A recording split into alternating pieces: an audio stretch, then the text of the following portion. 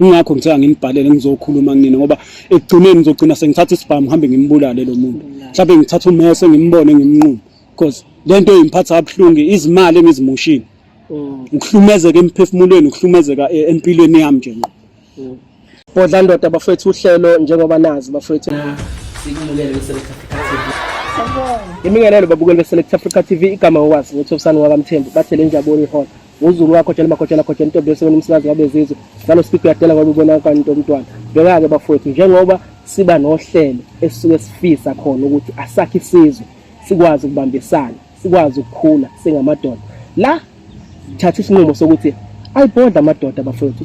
sondeze eduze ezohlala nawo phansi sibuze si-check inkinga zabo ukuthi bafethu ungaze nibulala ungaze nibulala abantu besifazane ungaze uthatha intambo uyihenge kodwa manje hlala phansi sixoxe le ndaba kuze kuzosizakala nomunye mhlawumbe unenkinga engaphekwe yakho wena usocabanga ukubulala umunye umuntu mhlawumbe unenkinga engaphekwe yakho wena usocabanga ukuyibulala kodwa manje ngithe ngilande insizwa bafethu sihlale nayo phansi sisixoxe udaba lwayo siza ukuthi iwubani idabukaphi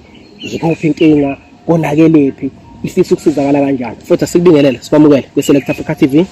Ngibingelele ngibonge nethuba futhi mfowethu engithe ngathola iSelect TV. Mfowethu siyathola kakhulu isikhathi sakho sibonge mfowethu ukuthi ubhalile siyazehlisa kakhulu mfowethu siyabonga. Siyadinga ukusizakala bafowethu siyabona inkinga zikhona siyabona abantu besifazane bayafa siyabona insizwa ziyashona mfowethu ziyayibulala ngenxa yothando egameni lothando kodwa manje sekugcina kuphenduka ukufa okuyinto embi mfowethu awusithatha usibeke isitori sakho. Cha mfowethu ngibonge nje nohlelo Bodla Ndoda othela bonakala mengibhala laselu lusizo isikhalo sami. Cha udaba lami lunje nawo. Ngifika la from 2010 eThekwini mfowethu ngangizofuna umsebenzi ngasithola sengibandakanyeka othandweni nomuntu wesifazane mfowethu eminyakeni ngithi 2015 sathandana nalo wesifazane sitheme sithandana nalo wesifazane sathi siba nezinhlelo ke ngenxa ukuthi ngangisengimbona ngimthemba nangendlela ke ibehavior yakhe ekuqaleni ibehavior yakhe ekuqaleni yayibanga inhle kumina. Yes. Kodwa kwahamba isikhathi uyagcina ibehavior yakhe esey-right. Sengimbona ukuthi lo muntu usho ukuthi usewushintshile umqondo nangendlela angiphatha ngayo nawo seyishintshile. Udadeke bengangiphethe kahle. Bethi mengikhuluma naye nje angithathe nje engazi ukuthi like ngingane ngingayitholi lento ukuthi ngindoda kuyena yabo. Sisaqala ukuthandana. Ngenxa ukuthi unale pride ukuthi yena kubo ba rich. And naye vele umuntu o-right yabo udokotela. Yabo. So ekuhambeni kwesikhathi ngambona eseshintshile. Alright. Then ekushintsheni kwakhe ngase ngibona nami ukuthi cha lo muntu sesingaphilisana ke na and naye indlela esenza sathatha ngayo izinqumo nezinto ngabona ukuthi lo muntu umfazi othi nengamthatha ngimenza umfazi. Then ekugcineni lo wesifazane ngamtholela wathi na ngimrentela iflat. Alright. Ngithi ngamtholela iflat mina engikufunayo. Ngathola iflat ngarenta 2.5 ngenyanga. So imoto unemoto upetrol ufakelwa yimina. Alright. Yabo then ekuhambeni kwesikhathi asafuni ngeflatini ngiyohlala naye. Yeah. Hayi ukuthi emva kwesikhathi futhi ngimthanda ngimqashele nje. Wabe sethi ucela ukuthi ngoba kuzofika cousin wakho unezathu yabo ide ngishaya ngezathu nami ngiunderstanda umuntu engithandana naye yabo. Okay ufike akanayo indawo yokuhlala uyamqashela iflat ema usumqashelile wena uma usufuna ukuthi ufuna umuva in naye akasafuni yena manje akasafuni sefuna sethi kuno cousin wakhe ofikayo usethi kuno mawakhe abantu befamily so bamvakashela weekend to end because mina phane insuku so ngisebenza yes emani qala nithandana abazi ngubo noma mhlambe into benifihlile lesephakathi kwenu nobabili ngasekwazini kwaba kwemndeni even ekhabe bengazi mina ngikhuluma ngami ke angazi yena kubo ukuthi bekunjani so mina kithi bebengazi so lolu daba ngize ngalibeka kubafowethu abafowethu bangitshela ukuthi hayi no mfowethu awukwazi ukuthi ungarentela umuntu wesifazane ungahlali naye so awukwazi ukuthi ungathengela umuntu wesifazane ukudla ungahlali naye and yena lo muntu wesifazane izinto eziningi angisakwazi ukuzenza ekhaya Yes. yabo ekhaya ngisakwazi ukusatisfya uma wami nabafowethu abancane abakhona ekhaya into ukuthi manje impilo yami seyibheke kulo muntu wesifazane ingakho ngithe angimbhalele mhlambe ikhona indlela nini engangisiza ngayo ukuze ngikwazi ukusizakala kulolu daba engikulona namhlanje and ngiyafuna ukuphuma kulona but manje angazi ngizophuma inhliziyo yami ebhlungu mfowethu and lo muntu wesifazane ngiyamthanda and uyinto yonke engiyifunayo empilweni yami yabo yes. Uphuma ekhaya uzosebenza wena uzosebenzela abazali ufika la uthola umuntu wesifazane lo muntu wesifazane seniyathandana sekumele umnakekele okay uyamkhokhela and the same time uyasebenza yena futhi unemoto yes. Lezi indleko zakhe manje sekuwena okwazi kuyilentuzana ukuyikhokhela yes. Awusakwazi ukunakekela umndeni ekhaya bathini ke mfowethu manje because awusakwazi ukunakekela ekhaya manje ake ngibeke lento ekhaya ibaphethe kabuhlungu and ibaphethe kabuhlungu umama ohleze ekhala insuku zasa kubhlungu nami ngeke ngathula ngayibuka lento kubhlungu ukuthi ungathi uzela ingane ekugcineni ingane ingabi science into ekufanele ngabe yayenza kuwena ngeke ngabuka ukuthi mina sekuthiwa sengiyakhula manje sengifika esigabeni sokuthi ingane zami ziyasebenza lento eyenzeka la engiyenzayo mina ngeke ngize ngithande enziwe ingane yami yabo so manje umndeni wami uthi angihlukane naye ngiyamthanda lo muntu wesifazane and akulula ukuthi ngihlukane naye ziningi izinto esengizenzile naye ziningi izinto esesihlangene ngazo ngalendlela futhi unayo ingane naye and futhi unayo ingane ekhona ngaphandle kwakhe lo mama nginayo ingane ngaphandle okay naye naye ikhona yes yebo kodwa kunjani ubudlelwana bakho nengane yakhe naye uyakwazi ukuthi anginikeze ukuthi ubaba because phela khona lento abantu besifazane uthola ukuthi umuntu wesifazane usunengane naye kodwa manje angakunikezi le ndaba ukuthi wena ubaba enganeni yakho akungiqale kule engayithola ngaphandle ngayithola emakhaya yes le ngane engayithola emakhaya angikwazi ukuthi ngiyondle ngibe ubaba njengoba adinga ubaba ngisaqala ukusebenza yeah angikwazi yes so limale kakhulu ngakuyona ingane awusakhona ukuyisupport angisakhona ukuyisupport ngendlela okuyona kule yakhe engithole kuyena uyangincisha ithuba lokuthi ngibe ubaba kuyona yeah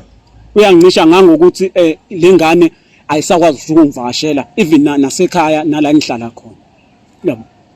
so manje nginalo inkinga nakuyena futhi kanti khona enye izinto bengikwesinye isikhathi besike sixabana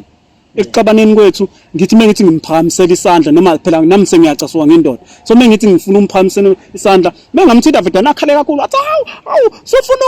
ngizokubapha usiyangishaya lezo zinto nje yabe nomsindo nje nedrama eningi endlini so ngase ngichoose ukuthi no angihlale hostel njengoba ngihlele nje mfowethu kodwa but ibhlungu lento ngoba ngiyafisa ukubuyela kulesimo engangikusona njengoba nganguyena lo mfana because ngizizwa ngazi ukuthi sengiluze ngisho ubudoda bami ngaluza kusho like ukuphila kwami because angizazi ukuthi ngubani angisalibona iphambili angisalibona imumva ngisemoyeni nje mfowethu mhlambe zikhona ninsolo bhuti wami ezenza ukuthi mhlambe mawucabanga kubona ukuthi mhlambe lo muntu ngendlela enza ngayo nawe ngendlela wena oyibuka ngayo ukuthi mhlambe sekungaphe kwalolu thando engangimthanda ngalo mhlambe usekhona into ayisebenzisile ukuthi ngikwazi ukubheka mina because abantu besifazane futhi banakho ukuthi uthola ukuthi uyathandana naye azame ukuthi akudlise enzele ukuthi akwazi ukucontrola umgcina usumthanda ngalendlela yena afisa ngayo yena mfowethu angeke ngize ngimphikele ngeke ngizisungidlisile kazi kodwa kahle thina madoda thina esidlisayo because angikwazi ukuthi ngithi ungidlisile kodwa kube kuyimina ngiyele kuyena ngayomenzela izinto ngoba thina madoda mengingakhuluma iqiniso thina madoda sinothando leqiniso mfowethu and asikwazi ukuqambela umuntu wesifazana amanga bese simthanda siyamthanda simenzele yonke into ayidinga ngesikhathi asidinga so ngeke ngize ngithi wangidlisa mhlawumbe ngani mhlawumbe sekuyilona indlela engikhulumisa kanje njengoba ngilana nje ka TV hey ayilona mfowethu ngiyayizwa futhi istory sakho sibhlungu and uyafisa ukuphuma kulento yeah bathi uyamthanda ngiyafisa mfethu ukuphuma ngifisa ukubuyela esigabeni sami mfethu sokuba indoda emakhaya bangithembe kabi indlela esekwenzeka ngayo manje angiboni kwakhona ukuthi basangithemba and mhlawumbe engase lifike kuthola zwakala ngisho kubafuthi abasihlala emakhaya ngeke ngisamukeleka njengomuntu okuyena bengade ngaziwa nguyena. So ngifisa ukubuyisa isithunzi sami ngiphume kulolu thando mangingaba khona indlela ukuthi ngiphume ukuthi ngiluzeni ngenzeni angisenandaba but kodwa ngiyafisa ukuthi kube khona mhlambe noma amazwi azokwazi ukuthi angisize ukuthi mhlambe ngishintshe impilo yami kuze ngizokwazi ukubuyela esimeni. Bodla Ndoda, Select Africa TV, uhleli nomfoka Mvelase bafethu. Ngikhona bafethu la. Yakhala insizwa. Kubhlungu bafethu ukuthi insizwa uphume ekhaya uthi uzosebenzela ifamily yakho, uzosebenzela umzali wakho wakumitha 9 months, wakuzala, wakukhulisa. Ekugcineni usuhlangana nomuntu ozokushintsha impilo yakho, ingabe uzokwakha ekhaya kodwa uzolibhedlisa. Mfowethu, uma umbuzo ukuthi isizathu sokuthi ungezi kuyena noma akunqabele isiphi? Mfowethu bekela nje. Wangitshela ukuthi unabazali. Kunomzali ofikayo kunogazi yabo lezo zinto lezo. And uthanda ipeace yakhe yedwa. Ufuna ipeace yakhe. So ngolunye usuku ke esengitshene lento ukuthi uthanda ipeace yakhe. Ngake ngazama ukunyonyoba nami phela njengendoda. Ufuna ukubona kahle kahle kwenzakalani kuleli flat aqashe kulona. So ngolunye usuku ngabona kuma imoto wehla indoda wayihaga baqabulana bangena eflatini. Yabo. Yes. Ikakhulu yiyo ke lento edala ukuthi ngize ngisukume ngoba lento singenze yaza ngenza 4 times. Njalo ngithi mengithi ngiyanyonyoba ngihlale kwelinye flat lomngane nami noma kwi reception kwe flat engaphambi kwakho. Phinde kwenzeke semini. Ngitheme ngithi ngiyamfonela wathi endlini akekho. Sure, yabo. Yes. So lento mfethu ngiphatha kabuhlungu ngempela mfethu ngoba sengimbambe mhlambe 4 to 5 times sokuthi ngimbone unendoda. But uma umbuza mfethu because emva kokuthi usulento zanele usumbonile niyakubuye nikwazi ukuhlangana nibonane niqhubele lo thando lwena eliqhubhayo uma umbuza uthini noma uma umtshela ukuthi unendoda wena kanje ngakubona kwenzakala kanjani ngiyangasabi ukuyikhuluma kulento kuyena shawa uvala ngisengabona ukuthi ngizolahlekelwa uyena because ngibone kuyona ndlela elula yiyo le ukuthi ngikwazi mhlawumbe mina kuthiwa kuyenzeka mhlawumbe siyafeyisana ngimtshela ukuthi ngakubona ku1 no2 no3 no4 ngesikhathi sokuthi kwakwenzeka ukuthi so manje ingakho ngithe nginibhalele ngizokhuluma kunina ngoba ekugcineni ngizogcina sengithatha isibhamu ngihambe ngimbulale lo muntu mhlawumbe ngithatha umese ngimbone ngimnquma because lento imphatha kabuhlungu izimali engizimoshini ukuhlumezeka emphefumulweni ukuhlumezeka empilweni yami nje uhlelo Bodla Ndoda iyona nto silwela kakhulu ke babukele ekhaya ukuthi angabe sekuthi usuzuyathatha ummese uyonqoma umuntu uthatha isibhamu yomdubula noma uthatha intambo wena uyazihenga ngenxa ukuthi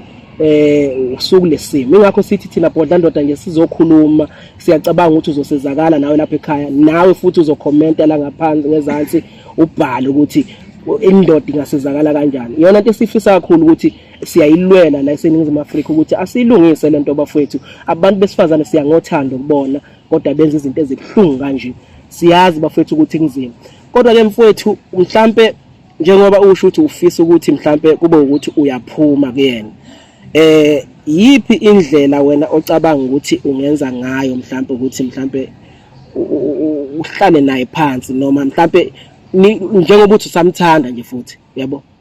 and siyazi kunzima mfethu ukuphuma othandweni and uyabona ukuthi awumboni omunye umuntu ngaphandle kwakho and futhi at the same time uyazibona ukuthi wena ubona ngathi awudlisiwe ubona ukuthi uthando useyilona mhlawumbe yiphi enye indlela oyibonayo na mfethu noma ongafisa ukuthi abantu bakusize ngayo okwamanje ngisadidekile mfethu ingakho ukuthi ngifisa umuntu njengoba ngibhalele nina kizami ibhlungu angazi ngenze njani ngoba ngibhalele nini sona sinqume ngisibone siphusile lesi so ngiyafisa ukuthi njengoba sengikhulumile mhlambe kube khona umuntu mhlambe noma angazi futhi ozokwazi ukunceda mfowethu uNingizimu Afrika iseyithebeni bafowethu sihlabile sayatha sayihlahlela bafowethu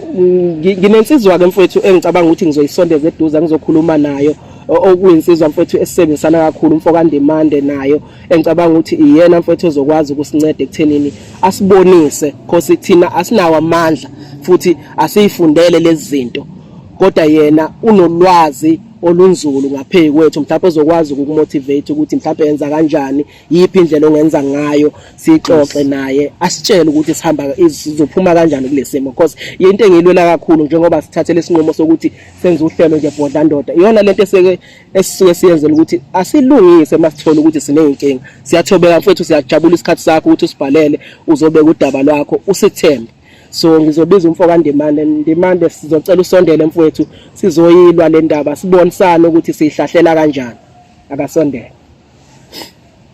Bhodla Ndoda bafethu uhlelo njengoba nazi bafethu uma sengibiza uNdimande uyena umuntu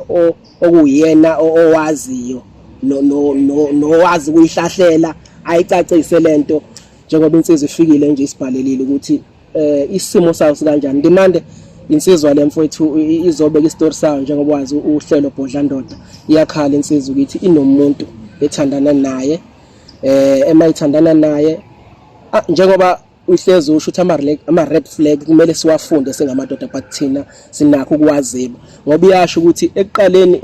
lo muntu ebeqala bethandana ukuvezela ukuthi akayithandisisi kahle noma ukuxhumana kwabo bebengaxhumani ngendlela eright kodwa ekuhambeni kwesikhathi kwaba ukuthi uyabona ukuthi kuyajwayelana uthandweni labo ukuthi baze bethandane ngalendlela eright waze wayiqashela iflat iyasebenza lentokazi yasondelela emsebenzini inanemoto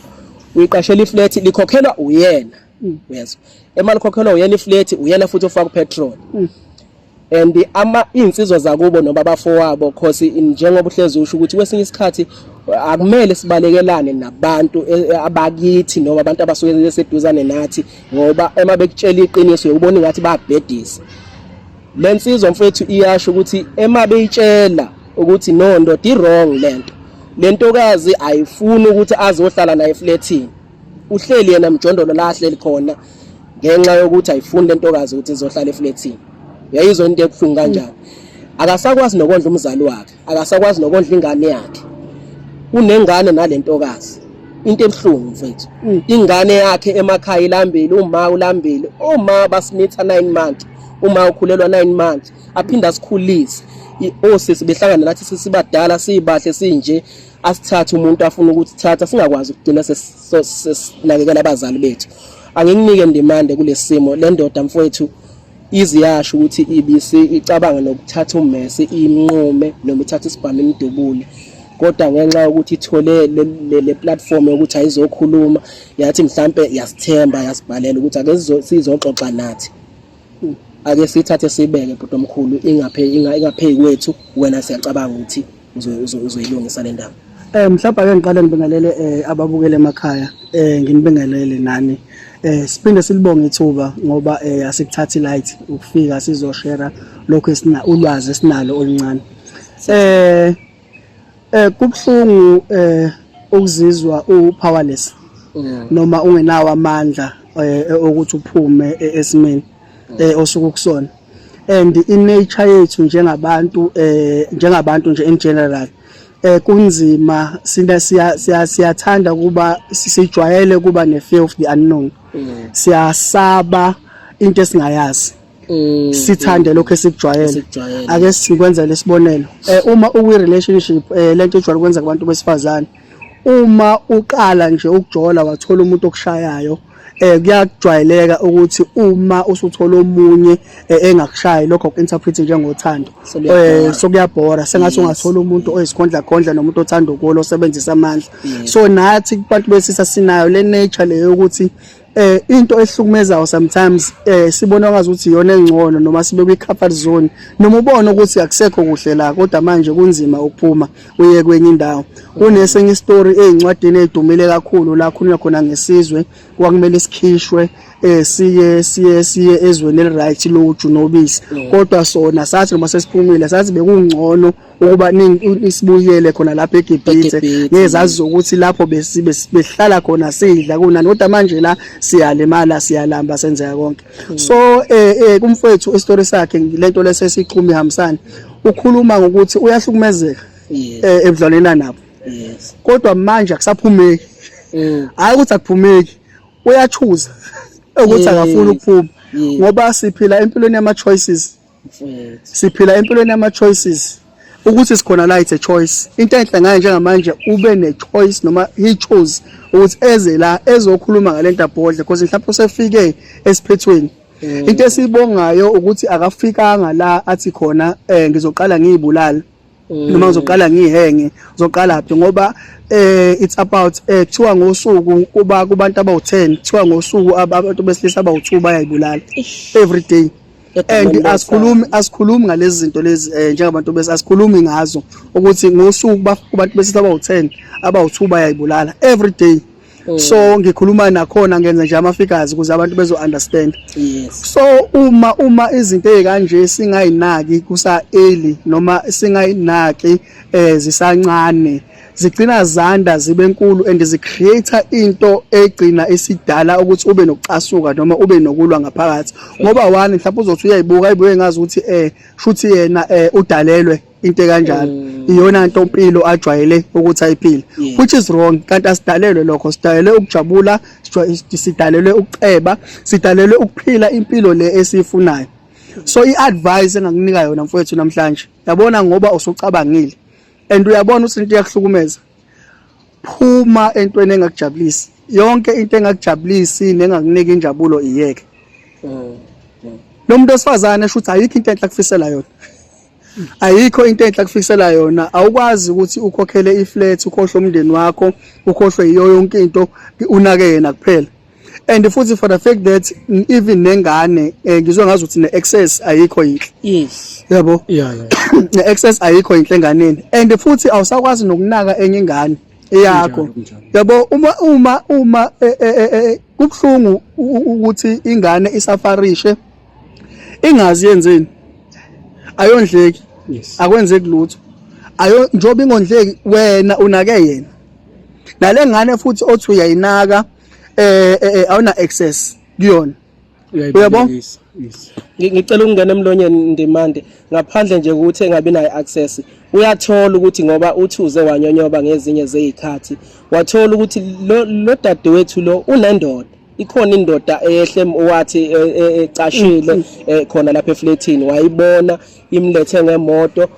wabaqabulana emabehle emotweni of which asenayo neshow ukuthi le ngane yakhe akuyona yakhe yayizwa lonto kunjani impela kunjani madoda nani balale emakhaya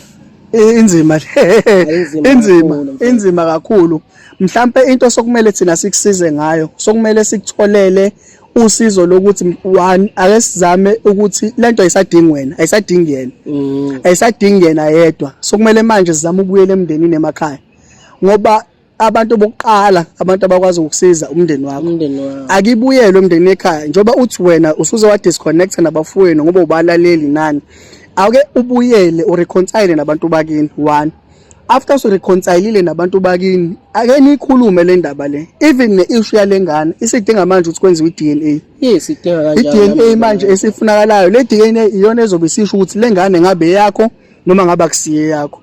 ngoba manje uthola ukuthi unakale ngane le akusiye yakho eyakhe ingane le yangempela yegazi noma yedlozi ile ungasayinakile and remember impumelelo yakho noma amandla awazi ukuthi amandla ewaphethe yona lengane le ukuthi kusasa izoba yini mhlawumbe impumelelo yakho ilele kuyona lengane leyo ineglethile sinama case amaningi abantu abalahla ingane bengayinaki kodwa ikujikele lento le ibajikele nabo sokuyilezi ingane ezibadakulayo so ungayinaki leyo ngane mhlawumbe ingane lesike sithi ngeyakho ke nayo le enye kodwa mhlawumbe uzothothi iyona engajika ingasakunaki ikhohlo wena ngoba vela unayo connection nayo yebo wena uyayilandela mhlawumbe futhi akusiyona yakho yebo so mhlawumbe akusewushe yami nje uyabo njoba inani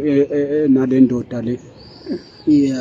le ndoda le abuye ngembambe eqabulana nayo uyabona into engithanda ngabantu thina abantu besilisa singabantu beqiniso Wethu. indoda umuntu weqiniso Yeah. in as much as ama emotions ekhona but ingqondo iyasebenza Yeah. asicabange ngenhliziyo kuphela kuthiwa uthando lu blind but thina siyabona even noma sikulona uthando sikulona uthando kungaba nezinto ezimbalwa esiqhuzuka kuzona wena ngoba usuvulekile amehlo uyabona manje ake nawe ube neqiniso kuwena is it worth it is it worth it ukuthi ulahle umndeni wakho ngoba uthe ngisho ekhaya awusaveli akasabanakile Yebo. uyathatha abasabanakile ukhokha wena iflat ukhokha iflat uthi wena ukhokhela imbangi yakho nomuntu wakho iflat balale lapho so wena uyabondla ngamanye amazwi and lo muntu uthe naye for sure uyasebenza kodwa wondliwe wena ngalelo cala mne wethu lokho bengakwazi ukuthi mhlambe kunesimo esikanjalo mina bengazi ukuthi nje mina usuke evakashelwe abane wabo njengenjwayelo until uzombona beqabulana until ngize ngifounder ukuthi unomuntu abuye ajole naye and akuqala ukwenzeka kanje khona enye yamahlelo ama TV futhi afana nawo lawo engake ngagcina sengazi ukuthi mina engwrong kumuntu wesifazane ngazi ukuthi mina ngithatha imoto yakhe kanti angazi ngize ngiyithatha imoto yakhe sasinikane kahle kwawuyena umuntu wesifazane ngoba esehlohlwa enye indoda ukuthi ne azongiphuca le moto indlela ayengakwazi ukuthi yena eze kumina azokhuluma nami kahle ngenxa ukuthi nganaye futhi ngase ngimbamba ukuthi uyajola esesabuza mina sengena kulezi zinto lezi zama TV so nami ngingakho ngizela bafethu so ngingakho ukuthi mina mfokagcwensa ngicela ungiphe isisombululo ukuthi yiphi indlela manje ngizophuma kuyona into engicela ukuyibuza ngane kwethu iflat leli libhalwe ngubani libhalwe ngami yonke into libhalwe ngawe yes mina so ngoba iflat libhalwe ngawe into oqala ongayenza cut ama ties cancelilisi cancelilisi ngoba leli flat elakho yebo ngoba manje kusizana ukuthi ulokhu usupply but uyamosheka so ukhathi imali abona nje ilula lento balaleli ilula balento balele ekhaya khatha ilease yeka ukhokhela iflat yebo akufike inyanga ithi mayiphela inyanga imali yakho uyigodla uthathe lo mali uyifakele ingane le enye ingane ekhaya uyifakele umama ekhaya ngizothini ngalomuntu lo wesifazane ngoba phela ama calls azongena noma uzofika qathatha la ngihlala khona ehostel ngizothini ngaye because ezinye ikhathi ukwavuke ngolanga ngicine ngasazi ukuthi ngizomphendula ngithini sekufanele ukuthi ngiphume ekukhulumeni fanele ngimenze le nto ayifuna ukuze ngiphume ekukhulumeni yiphi indlela engizophuma ngayo kuyona le nkinga le 1 cancelilisi yes 2 zikhona izihlelo even nasemaphoyiseni ezikhona kunalento okuthiwa nama protection order protection order i-protection order iprotector ekuthenini uma umuntu ungasafuna sondele eduze wakhe akasondeli beze besho ukuthi from i-distance engaka zonke lezo inhlelo lezo zikhonela wena ukuthi uyisebenzise futhi umaximize kuzona uyabona into engisho mfethu so asingacabanga ama emotions noma singacabanga ngobudoda bethu ngoba ngazi noma usaphiwa yini yabo asingacabanga ngobudoda bethu noma singacabanga ama emotions but asibe realistic asibe abantu beqiniso is it worth it mhlawumbe eminye imibuzo omele uyibuza wena kufanele ningenze lento ngiyenzelani ngizuzani ngizuzani uyabona enye into engike ngisho uma ngikhuluma nabantu kubalekile ukuba selfish kodwa ngenhloso yokwakha yes yabo uma umuntu oselfish ogombela kwesakhe ngenhloso yokwakha kubalekile ukuthi ukwenze lokho ngoba wenzela ukuthi uma sekufika isikhathi esi right then uyakwazi ukuthi nayi into engangeselfish kuyona sengakhile then manje sengadedela uyabo enye into engiye ngisho uma unomkhumbi wokuthatha abantu abawu2 ukuze bewele beye ngaphesheya ungathatha abantu abawu20 ngoba lo mkhumbi uzocula lo mkhumbi so wena njengamanje isupply yakho ithi kumele uyinake wena kumele unake nengane le enye so manje njoba usu-eda lo muntu lo naye ongakuzuzisi ngalutho ngoba kwi-relationship kuyabambiswana akuyona lento leyo ukuthi kuzoba khona umuntu oyimbungulu ozolokhu engimunca ngicela igazi lakho iyasilimaza leyo nto leyo so asingeke silokhu nje sishona le nale ndoda awucabange kahle cabanga nje kahle uphume kulesi simo so okwamuthi ngiyocabanga ukuthi ngiphume noma uyaphuma mfowethu la. ngenze njani because angayisitholi isisombululo mina la ukuthi ngiphume kahle kahle phuma ngayiphi indlela ngimdelete inamba ngidithe yonke into khatha ehlangene onke ama-ties. Yabona nje muzofethu ungeza imali kuyifaka kupheleni kwenyanga for i-fret umkhokhelo uyaqala lapho uyaphuma. Uyokwenza i-protection order ukuthi mayikulandela angakutholi uyaqala lapho uyaphuma. Ukuthi uyazibona lapho uthi uyayivikela. into eyinkinga-ke mengithi ngiyazeqa lezi zinto eniyishoyo kunalolu uvalo olungishayayo. Everything. Uyazi ukuthi uthini masixoxe indaba ungakafiki la. Uthi akaboni ukuthi umdlisile. But lolu uvalo liqhamuka because ngiyamtshela ukuthi kuyenzeka uthola ukuthi mfowethu ezinye zezinto wena usuyibuka ngeso lokuthi indlela osusetshenzwe ngayo. Mhlawumbe ngike ngayigoqisa lento ngayiguqisa ngayikhuluma ngokuhloniphisa uma ngithi ake ubuyele ekhaya yes uyolungisa into zakho. So ekuthenini buyele ekhaya ulungisa into zakho buyele ekhaya mfethu uyohlela into zakho abafowenu bazokutshengisa nabaqini bazokunika i-direction yokuthi ke le ndlela ofila ngayo uzobusizakala kanjani. Kuya ngawe ukuthi usukholelwa kwini leyo nto okholelwa kuyona ngoba ngeke ngikufide mina ngithi hamba ubone inyanga noma ngithi hamba uyothandazelwa noma wenzeni angizile la uzokufida noma uzokunika inkolo yami kodwa leyo nto kini enisebenzelayo hamba usebenzisa yona ukuze uzophuma kulolu taku lolu ngoba awukwazi ukufila ukuba novalo ufile kanjalo ebese kuba into nje elight ngoba ezinye izinto wena mfowethu ezinye izinto izimpika moya. Yeah, but asikwazi asuke singazi thina ukuthi silwe izimpi kamoya le impilo yakusazi yona ke impi yomuntu noma impi yeflesh but impi esidinga ukuthi manje inikezwe elinye ihlo noma i-high level izobuka ngehlo likamoya lapho uzobe usukwazi ukusizakala khona udiagnosewe ngesimo sikamoya.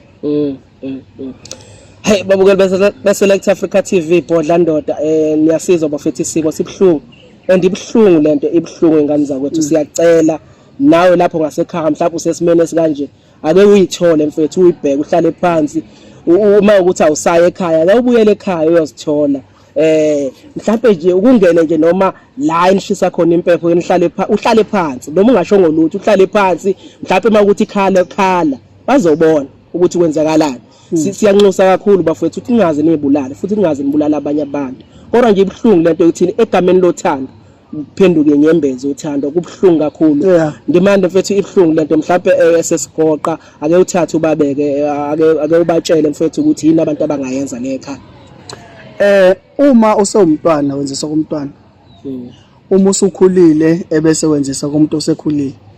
and ezinye izinto ezishayayo emncaneni bethu izona ezesikhulisayo kuze sifike ebudodeni bethu. Amaphutha esiwenzayo sifunda kuona ebese lawo maphutha kube yiwona esireference kuona ukuze singesiphinde sibuyele kuleso simo but sikhanda ama-blocks ukuthi sikwazi ukuqhubekela phambili. So ngisho ukuthini ngalokho na lokho asikuthathe nathi njengesimo sokufunda ukuthi emncaneni bethu sawenza amaphutha mfowethu hayi ukuthi manje awusena value hayi ukuthi sekuphelile ngempilo yakho hayi ukuthi awusakwazi ukuqhubekela phambili usenayo i-chance yokuphinde wakhe futhi usenayo i-chance yoqala phansi wakhe. And enye into engithandayo mina ngikholelwa ekuthenini okushayekeni kwami njengamanje noma kulobu budlelwane enginabo njengamanje akusho ukuthi ngeke ngisathanda noma akusho ukuthi ngeke ngisakwazi ukuqhubeka ngephambili. Into engisho angisho ukuthi uma usuthola umuntu omthandayo uzoqala manje uhold back nani but uzoqala ucheck ubone indlela enenza ngayo. Othandweni kuyaphiliswana into yabantu ababili ababambisanayo. So uma sokuwena kuphela olokhuthela uthela noma sakhuluma ngama resources kuphela spiritually uyakhula yini emotionally uyakhula yini uprotectekile yini izinto ezicabangayo uma usunalo muntu lo ucabanga izinto ezipositive naye uyakunika yini imicabango epositive yokuthi ukwazi ukwakha ukuthi uqhubekele phambili. But if zonke lezi zinto lezi ezikisana phambili kuyizinto njalo nje wena lokhu ufila ongazi ukuthi kunegap ekhona noma ufila ongazi ukuthi kwangathi nje mina kuphela nje lokho ethela na uzogcina ungasenalutho wena yake inkomisho igcwaliswa nini thiwa you can't pour from an empty cup. Nawe uyadinga ukuthi ngelinye ilanga kuthelwe nakuwena ukuze uzokwazi ukuthi nawe uphinde uqhubeke kube ne-endless supply ngoba lento le iya recycle iya-recycle ngoba into yabona uma uzothi uhlala eflatini uhlala e-hostel uhlala le nithola nesikhathi sokuconnect nithola nesikhathi sokuthi nibe ndawonye nithola nesikhathi sokuba nibe nakhane nani niba nine conversation ukuthi niyaphi and ezinye izinto wena mfowethu ezishayayo uma siqala ama relationship kunama conversations abalekile esiwakhohlwayo esiwakhohlwayo siyasaba ukukhuluma izinto eziserious. One, check i-background check.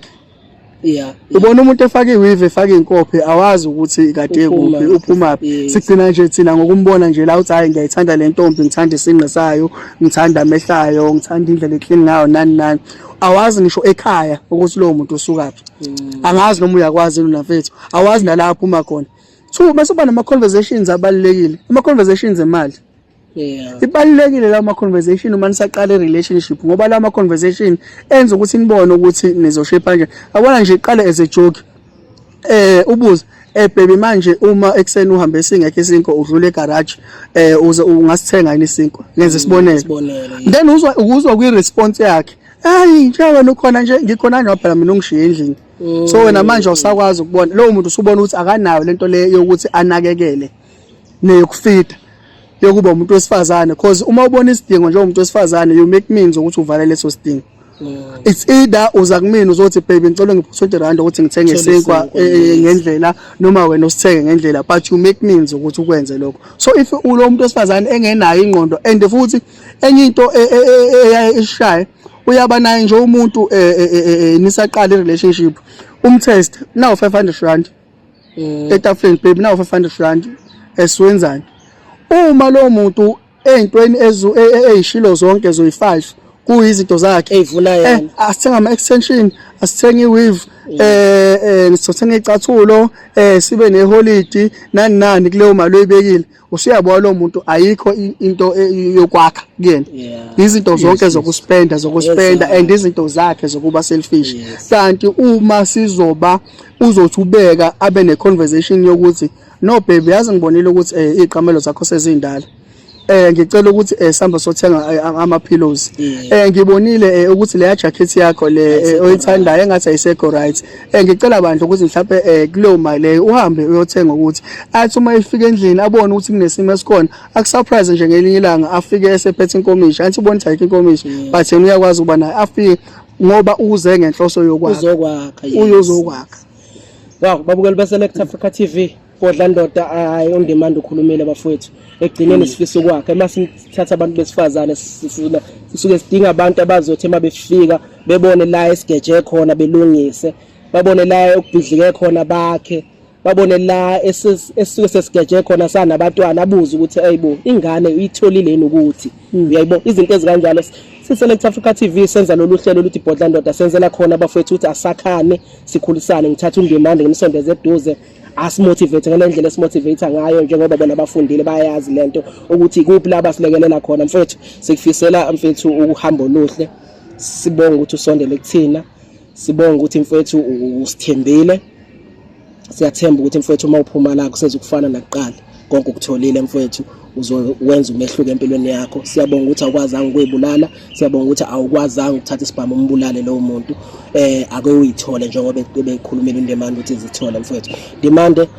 kunomsebenzi wakho mfethu nezincwadi bayitshela abantu and sivale ngabusiswa kakhulu ke nami ngibusiswa ngokuthi ngikwazi ukucabanga bese ngiyabhala mfowethu so enye incwadi yami le i-spiritual detox so i-spiritual detox incwadi ke engisebenzisa kakhulu nami iyangisiza ngoba mangivuka ekseni ngiyalifunda noma ipage elilodwa le ncwadi isuke ikhuluma nawe ekhuluma nomuntu ikhuluma nawe siqu sakho ukuthi ukwazi ukuyithola njengoba kuthiwa spiritual detox kunezinto ngithe kunezimpi esilwayo kodwa akuzona izimpi zenyama but izimpi kamoya so le ncwadi yakusiza ukudiscovering wena ukuthi ubani ngoba iziyasho ithi discovering your life's calling so usuke uyidiscover wena ukuthi ubani ithini purpose yakho kulomhlaba what is your purpose kulomhlaba lo ubizelweni uzeleni so iyakusiza nje ngezinto eziningi ezihlukahlukene so ngiyaba advise ababukeli ukuthi ithengeni le ncwadi izonisiza kakhulu. itholakala kanjani mfowethu, abantu bayithola kanjani kuwena? Incwadi lena uyangifonela noma ungi WhatsApp Yeah. 064 Yes. 53 Yeah. 53